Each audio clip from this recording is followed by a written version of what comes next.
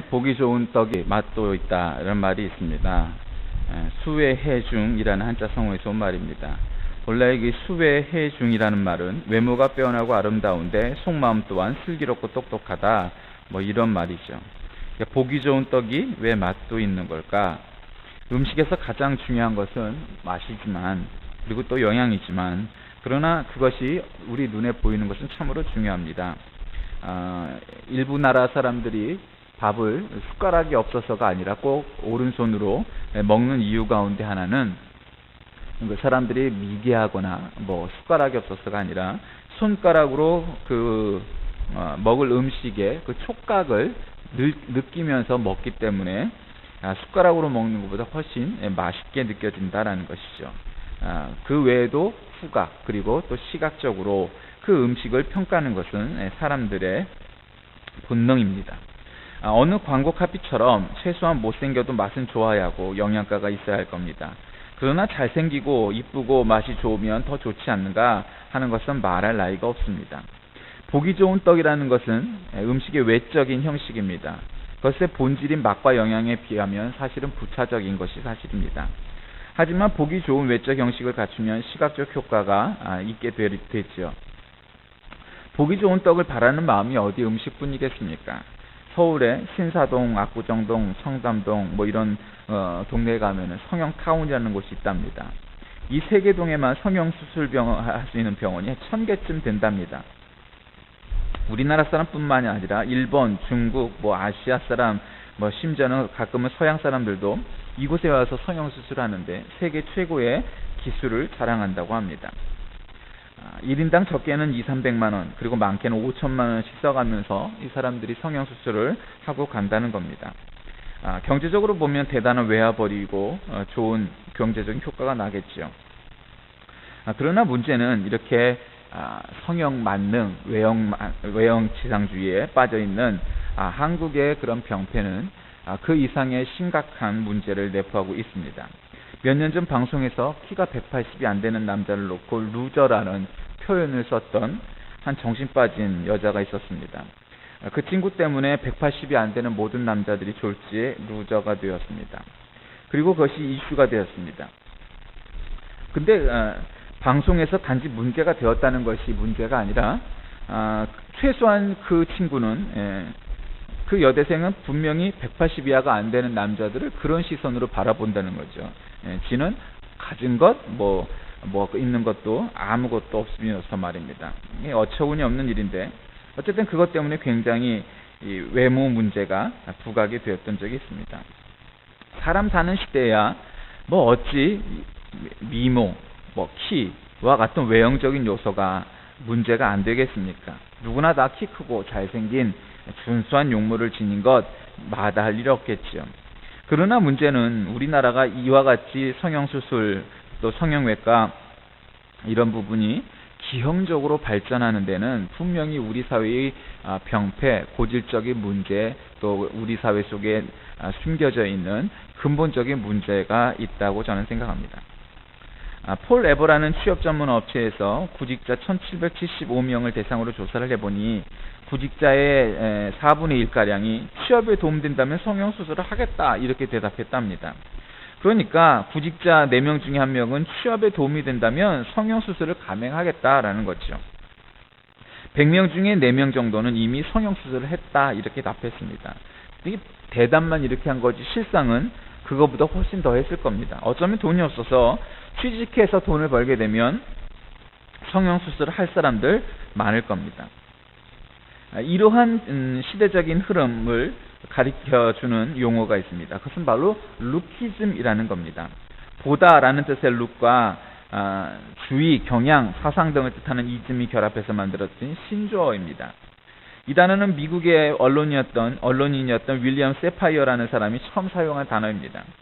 그는 뉴욕타임즈와의 칼럼 온 랭귀지에서 인종, 종교, 성, 이념 등과 함께 인류 역사의 불평등을 만들어낸 원인의 하나로 외모를 지적하면서 이 단어를 처음 사용했습니다.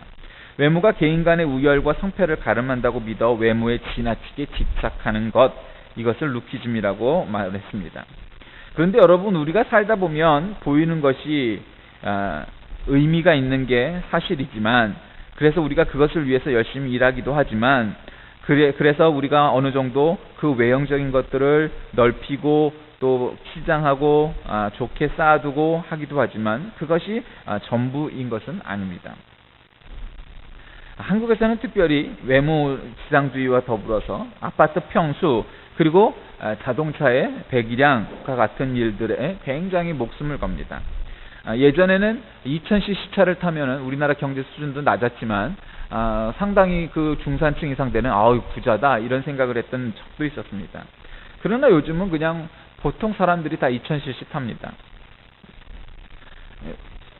나라도 좁고 하니 아마 소형차보다는 중형차 또 큰 차들을 원하는 것이 아닐까 하는 그러한 근성이 우리나라 사람들에게 있는가 봅니다. 직장을 다니면 얼마 연봉을 받느냐, 어느 대학을 나왔느냐, 몇 평짜리 아파트에 사느냐, 얼마나 큰 자동차를 타느냐 하는 따위의 일들이 우리에게는 참으로 관심이 있습니다. 에피카라는 그룹이 부른 Cry for the Moon이라는 노래가 있습니다. 그 가사의 내용 중에는 이런 구절이 있습니다. 상식을 따라 절대로 동화 따위의 뒤로는 영원히 숨지 못할 테니까. 이런 말이 있습니다. 우리 시대의 흐름을 그대로 대변하는 것 아닙니까? 상식을 따라 절대 동화 따위의 뒤로는 영원히 숨지 못할 테니까. 이 세상 살아가는 흐름들이 그만큼 그렇게 보편적으로 사람들이 생각하는 외형적인 요소들을 중시하니 그것을 전혀 안 할 수 없다는 것입니다. 오히려 미국이나 유럽에 나가 살고 있는 우리 동포들을 보면은 여자들도 화장을 거의 할 일이 없고 멋진 정장보다는 그냥 편한 옷들을 입고 공무원들이나 웬만한 사람들은 다 그렇게 출근을 한답니다. 심지어는 운동화를 신고 그렇게 운동 삼아 그렇게 한답니다. 근데 우리나라는 화장을 해야 되고 정장을 꼭 입어야 되고 정장 입지 않고 잠바를 입거나 편하게 옷을 입고 다니면 뭔가 아까 얘기했던 사회적인 루저가 아닌가, 변변치 못한 직업을 가진 사람이 아닌가, 그렇게 왜곡하고 생각하는 경향이 있는 것이 사실입니다. 자, 이런 현대인들에게 오늘 본문의 말씀은 참 생소하고 와닿지 않는 말씀입니다. 믿음은 바라는 것들의 실상이요 보지 못하는 것의 증거다. 공동번역은 이 구절을 이렇게 적었습니다. 믿음은 우리가 바라는 것들을 보증해주고 볼 수 없는 것들을 확증해줍니다. 여기서 강조점이 어디에 주어져 있는지 다 우리가 알 수 있습니다. 믿음입니다. 그것이 핵심입니다. 그 믿음이 우리가 바라는 것들을 보증해준다는 것이고 볼 수 없는 것들을 확증해준다는 것입니다. 그것이 오늘 본문의 핵심적인 말입니다. 그런데 여기 문제가 있습니다. 우리가 바라는 것들을 보증해주는 것이 믿음이라고 했는데 그 믿음이라는 것이 눈에 보이지 않는 것입니다. 볼 수 없는 것을 확증해주는 것이 믿음인데 그 믿음의 속성이라는 것이 볼 수 없다는 것입니다. 바라는 것은 구체적일 수 있습니다.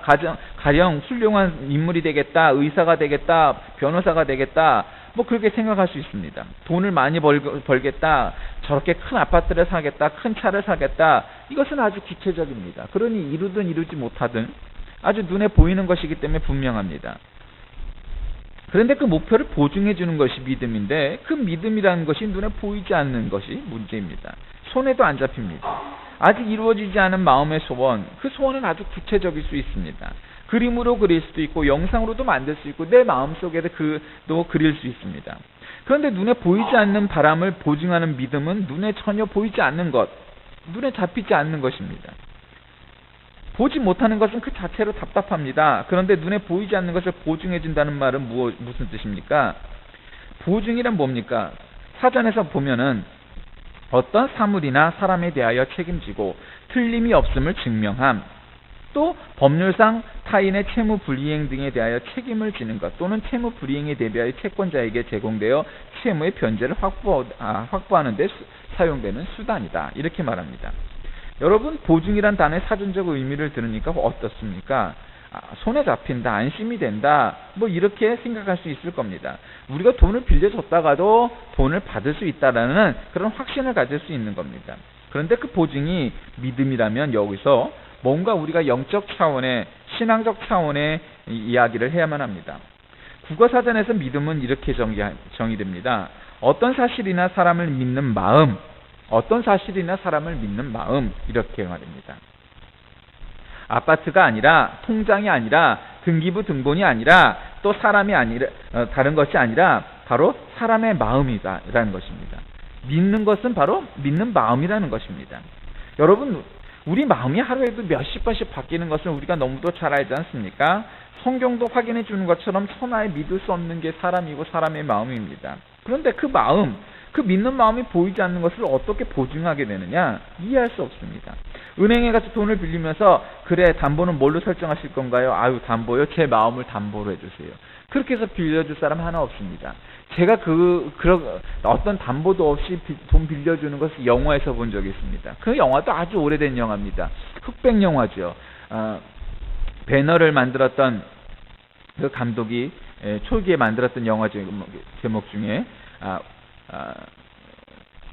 우리 인생 최고의 해라는 그런 제목의 영화가 있었습니다. 그런데 거기서 2차 대전을 끝내고 돌아오는 이제 그 공군 대위였던 것으로 기억을 하는데, 그가 은행에 가서 돈을 빌리려고 합니다. 그런데 담보가 될 만한 것이 아무것도 없습니다. 아주 빈털털입니다. 그런데 담당자는 돈을 빌려줄 수 없다고 말하는데, 지점장쯤 되는 사람이 나오더니 돈을 빌려주라고 얘기합니다. 그래서 묻습니다. 왜 돈을 빌려주려고 합니까? 저 젊은이의 눈빛을 보게. 저 눈빛은 그 어떤 보증보다도 더 확실한 눈빛이었네. 뭐 이런 말을 합니다. 그 영화에서나 아니면 옛날에서나 볼 수 있을런가 몰라도, 오늘날 우리가 은행을 가든 어디를 가서 돈을 빌릴 때 아무런 보증 없이 돈을 빌린다는 것은 거의 불가능하다, 이렇게 볼 수 있습니다. 그런데 우리의 하나님은 이 믿음을 가장 확실한 보증이라고 말씀을 하시는 겁니다. 우리 하나님은 이 믿음을, 보이지도 잡히지 않는 이 믿음을 최고의 보증, 유일한 보증이다, 오히려 이렇게 단언하십니다. 그러면서 2절을 보세요. 옛사람들도 이 믿음으로 하나님의 인정을 받았다. 참 이해할 수 없죠. 우리 상식으로 이해도 안 되고 용인도 안 됩니다. 근데 여러분, 그것이 사실이라는 겁니다. 우리가 하도 보이는 것 가지고만 이야기하고 우리는 생각을 하고 사고를 하다 보니, 보이지 않는 세계, 영적 세계, 믿음의 세계에 대하여 우리가 무지하고 너무 관심이 없어서 그럴 뿐이지, 사실은 그러한 일들이 성경에 너무도 많이 나왔다, 이런 거죠. 그러면서 히브리서에는 이 믿음론에 관해서 아주 그냥 구구절절히 장황하게 그냥 구약의 예들을 열거하죠. 그 중에 하나가 봐라, 이런 겁니다. 아벨을 봐라. 그가 가인보다 더 나은 제사를 드린 것은 그의 믿음 때문이었다. 그리고 하나님이 그 제사를 받으셨다라는 거죠. 에녹을 봐라. 그는 믿음 때문에 죽지 않고 하늘로 올라갔다. 노아를 봐라. 아무런 눈에 보이지도 표시도 없었을 때 오직 산꼭대기에다가 미친 사람처럼 그냥 그렇게 오랫동안 배를 지어갖고 결국은 구원받지 않았느냐. 아브라함을 봐라. 아무것도 가르쳐주지 않는 가운데 낯설고 문선 그런 아무도 한 번도 가보지 않은 그런 타국에 가서 거기서부터 이제 살아서 너의 고향으로 삼아라. 너는 이제 시조가 될 것이다. 이렇게 얘기할 때 아브라함이 그렇게 되지 않았느냐. 모세를 봐라. 기드온을 봐라. 바락을, 삼손을, 다윗을, 사무엘을, 그리고 수많은 예언자들을 봐라. 그들이 다 오직 하나 믿음 가지고 세상을 이긴 사람들이었다. 그렇게 지금 히브리서는 우리에게 말씀하고 계시는 겁니다. 하나님의 인정을 받는 유일한 통로가 뭐냐? 하나님을 기쁘시게 하는 통로가 아파트가 아니라는 겁니다. 통장이 아니라는 겁니다. 우리들의 권력이 아니라는 겁니다. 외모는 더더군다나 아니라는 겁니다. 믿음이라는 것입니다. 믿음이 없이는 하나님을 기쁘시게 못한다. 하나님께 가까이 가려는 사람은 하나님이 계시다는 것과 하나님께서 당신을 찾는 자들을 상 주신다는 것을 믿어야 한다는 겁니다. 그러면서 결정타가 3절에 나옵니다. 우리의 눈에 보이는 것은 보이지 않는 것으로부터 나왔다. 이런 하나님의 말씀이 우리의 귀에 거슬릴 수 있습니다. 너무 이거 비약 아닙니까? 우리가 지금 루키즘의 시대에 살고 있는 우리 시대에 그와 같이 보이지 않는 믿음을 우리가 어떻게 그렇게 평가하고 믿음을 쌓고 믿음을 통하여 인생을 살고 할 수 있겠느냐 하는 겁니다. 그러나 이것을 아셔야 됩니다. 두 가지인데, 첫째는 눈에 보이는 것이 완전치 않다는 겁니다. 여러분, 아메리칸 뷰티라는 영화를 본 분이 계십니까? 요즘 하도 사회적으로 미성년자 성폭행 논란이 하도 사회적 이슈가 된 시대이기 때문에 조심스럽고 염려가 되는 영화긴 하지만, 여러분, 이 아메리칸 뷰티라는 영화를 보면 한 퇴역한 장성이 나옵니다. 이 사람은 매일처럼 아들을 은밀하게 감시합니다. 그런데 아들이 옆집 남자와 점점 가깝게 지냅니다. 아들은 옆집 남자를 비밀리에 카메라에 담기도 하고 만나기도 합니다. 어느 날 장군이 아주 투명한 유리창을 통해 아들이 옆집 남자와 함께 있는 장면을 목도합니다. 그리고 유리창에 비친 두 사람이 마치 동성애자와 같은 태도로 아주 친하게 지내는 것을 봅니다. 장군은 아주 경악합니다. 너무나 선명한 유리창으로 비치어진 장면이기 때문입니다. 그러나 사실 두 사람은 동성애 관계가 아니었습니다. 그때 아버지가 본 것은 아들이 그 남자에게서 그 남자에게 마약을 권하는 모습이었는데 그 자세가 워낙 은밀하게 보여서 그렇게 오인했던 겁니다. 투명한 유리창에 보여주는 장면에 속아서 장군은 그 남자를 권총으로 살해하고 맙니다. 여러분, 투명한 유리창에서 우리가 그것을 봤다고 해서 그것이 다 사실이 아니라는 겁니다. 볼 수 있다는 것, 보여진다는 것이 항상 진실이 아니라는 겁니다. 보는 것이 오히려 우리의 눈을 속일 수도 있고 우리 눈에 보이는 것이 오히려 진실을 왜곡할 수 있다는 것입니다. 우리의 육안은 바로 그러한 존재입니다. 물건을 살 때도 우리 눈에 보이게 좋은 물건을 사게 됩니다. 그런데 여러분, 옷이 되었든 먹을 것이 되었든 뭐가 되었든 산 물건을 정말 다 다를 때까지, 없어질 때까지 다 쓰느냐 하면 그렇지 않습니다. 특히 인터넷 쇼핑을 하는 경우에 더 그렇죠. 또 홈쇼핑 하는 경우에 그렇죠. 집에 쌓아두고 있는 거 얼마나 많습니까? 어느 홈쇼핑에서도 뭐 다른 상품을 팔면서 그 운동상 기구를 팔고 있는데 그런 얘기를 합니다. 러닝머신, 뭐 운동기구, 살 빼는 거, 예, 여러분 그런 거 한두 개씩 없는 분 없으시죠? 예, 그런데 러닝머신 뭐로 씁니까? 예, 그렇게 얘기하면서 빨래거리로 쓴다는 겁니다. 열의 9은 다 빨래거리로 그걸 쓰지 운동하는데 잘 안 쓴다는 겁니다. 여러분, 그와 같이 우리가 눈으로 보고 봐서 괜찮은서 싶어서 샀는데도 그렇게 안 되는 것이 사람의 눈입니다. 둘째로는 우리 인간은 눈에 보이는 존재 이상이라는 것을 알아야 한다는 겁니다. 여러분, 세상에는 여러 가지 세계가 있습니다. 원자의 세계가 있죠. 눈에 보이지 않지만 우리가 화학 시간에, 물리 시간에 뭐 배웠던 원자, 분자, 뭐 전자 이런 원자의 세계가 있죠. 아주 세밀한 현미경으로 바라다 보면은 우리 육안으로 볼 수 없는 것들이 있습니다. 그러나 우리 눈으로 볼 수 없죠. 우리 눈으로 볼 수 없다고 해서 그 세계가 없느냐면 그렇지 않습니다. 원자의 세계는 분명히 있습니다. 그 다음에는 뭐가 있습니까? 이 식물의 세계, 우리 동물의 세계, 이 자연계가 있죠. 이거는 우리의 육안으로 능히 볼 수 있는 것들입니다. 그냥 상식적으로 우리의 육안이 파악하고 있는 그대로입니다. 그러나 그것만 있습니까? 그렇지 않습니다. 그런 동물의 세계, 자연의 세계가 있지만 그 이상의 것이 있습니다. 그것은 바로 사람이 속해 있어야 할 영적인 부분입니다. 여러분, 영이라는 것은 눈에 보이지 않습니다. 우리가 볼 수 있는 건 현미경으로 볼 수 있는 분자의 세계도 영적인 세계도 아니고 그저 이 자연의 세계, 식물과 동물이 있는 이 세계만 우리가 눈으로 볼 수 있을 뿐입니다. 사실은 분자의 세계든 영적인 세계든 다 우리 눈으로는 볼 수가 없는 겁니다. 영적인 세계는 무엇으로 봅니까? 영안으로 보는 겁니다. 여러분, 가을이 왔습니다. 가을이 오면 여러 가지 마음들이 드실 겁니다. 저는 이 오늘 설교의 제목을 가을의 새 봄을 이렇게 잡았습니다. 여기서 봄은 보다라는 뜻의 명사형입니다. 그러니까 새로 봐야 된다는 거죠. 그건 무슨 뜻입니까? 우리가 여름에 참 무덥고 이번에는 참 태풍도 많고 무덥고 그래서 힘들고 참 올해 여름처럼 더웠던 그런 여름이 또 어디 있었겠습니까? 뭐 제 평생에 이렇게 더웠던 여름은 처음인 것 같습니다. 그러니 뭐 덥고 자시고 간에 뭐 이게 견디기도 힘들었습니다. 그런데 가을이 되면 사람이 살기가 이게 편해지는 기후가 되고 기온이 되니까 이런저런 생각을 많이 하게 되죠. 그래서 사람들이 가을이 되면 갖게 되는 생각 중에 하나는 고독 뭐 이런 겁니다. 그리고 어떤 영적 갈급함 이런 것도 있습니다. 어떤 사람은 글을 쓰고 싶어하고 시를 쓰기도 하고 여행을 가고 싶기도 하고 뭐 합니다. 나는 뭐냐? 사는 건 뭐냐? 뭐 이러한 문제들을 우리가 질문을 하고 합니다. 우리가 보이지 않는 하나님의 법을 따라 살 의무와 책임이 바로 있는 것은 우리가 이러한 질문을 할 때 답을 주시는 분은 영적인 존재신 하나님 뿐이시라는 사실입니다. 세상 사람들이 어쩌고 저쩌고 해도 그것과 관계없이 바로 그것이 진리라는 사실입니다. 그러나 여러분, 믿음을 오해하지 마십시오. 기독교 서정가에서 1등하는 책들 가운데 그 베스트셀러 가운데 몇 책들이 있었습니다. 그는 뭐 미국의 조엘 오스틴 목사님이 쓴 긍정의 힘, 잘 되는다, 뭐가 같은 종류의 책입니다.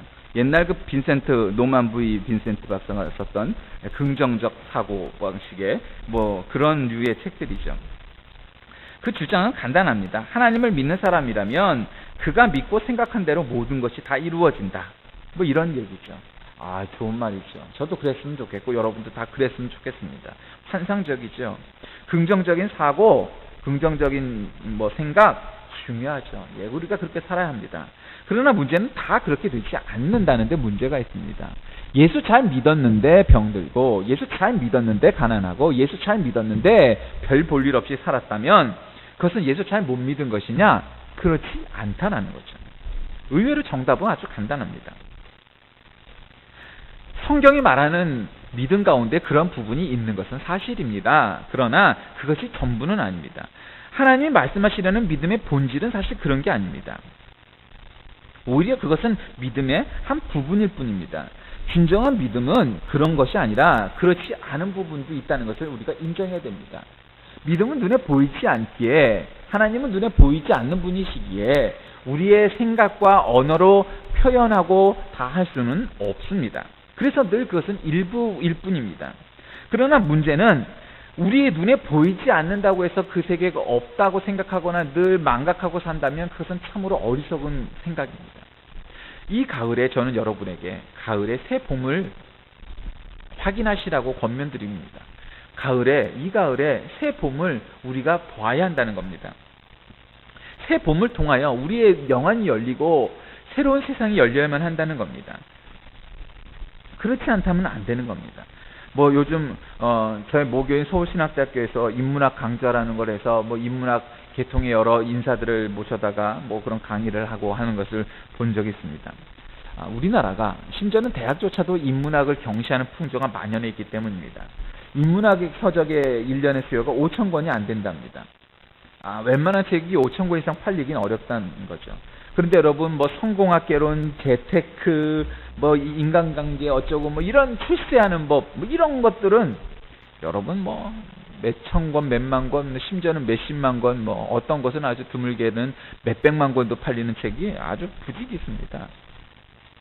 대학에서 인문학 지원자가 줄어들고 정부도 돈 되는 이공계만 지원하다 보니까 우리나라보다 못 사는 뭐 나라들의 인문학을 우리가 배우러 가야 할 판이고 인문학이 참으로 발전이 안 된 나라가 되었습니다. 여러분 우리가 이제 먹고 살만하죠. 경제도 중요하고 뭐 요즘 어떤 광고 카피 우리 언제적부터 우리 어린이들이 한 꿈만 꾸게 되었다고 그러면서 우리에게는 아직도 과학자가 더 많이 필요하다고, 연예인도 중요하지만 과학자가 더 많이 필요하다고 말하는데 저는 그 광고 카피를 보면서 그런 생각을 했습니다. 과학자도 중요하지만 우리에게는 더 많은 인문학자, 사상가가 필요하다고 말입니다. 여러분 인문학이 발전하지 않으면 그게 당장 돈도 안 되는 것 같고 우리가 세상 살아가는데 별 필요도 없을 것 같지만 그런 인문학이 발전을 못하면 우리나라가 뿌리 깊은 나무가 되지 못한다는 사실을 우리가 기억해야 됩니다. 다시 본문으로 돌아갑니다. 저는 이 가을에 새 봄을 여러분에게 추천합니다. 믿음은 바라는 것들의 실상이라고 했습니다. 보지 못하는 것들의 증거라고 말했습니다. 여러분, 우리가 눈에 늘 보이는 경쟁, 그것만 하면서 살아갑니다. 그런데 여러분, 우리가 눈에 보이는 것들만 집중하고 살아가다 보면 사실은 망각하고 잊어버리고 살아가는 것들이 부지기수로 생겨납니다. 눈에 보이지 않더라도 우리 삶에 중요한 요소가 있습니다.